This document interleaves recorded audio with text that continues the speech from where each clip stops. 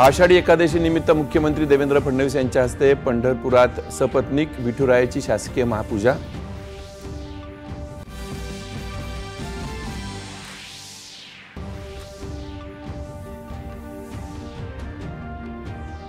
राज्यावरची संकट दूर करण्याची शक्ती द्यावी, समाधानी करण्याकरता आशीर्वाद द्यावा, मुख्यमंत्र्यांचे विठुरायाला साकडं।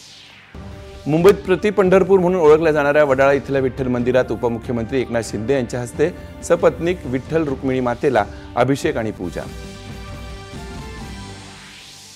वारीची गाथा म्हणजे महाराष्ट्राच्या आध्यात्मिक पायाभरणीची आणि उभारणीची गाथा।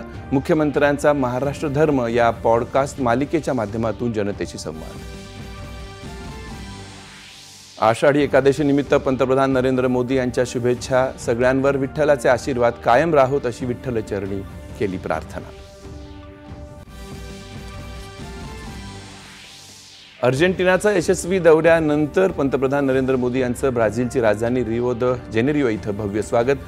ब्रिक्स शिखर परिषदेला राहणार उपस्थित।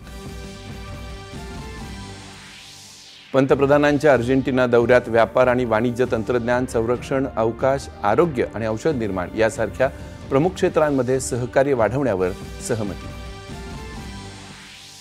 पारदर्शकता, तंत्रज्ञानाचा स्वीकार आणि सदस्यांच्या हितांचं रक्षण सहकार क्षेत्र टिकवण्यासाठी आवश्यक, केंद्रीय सहकार मंत्री अमित शहा यांचं प्रतिपादन।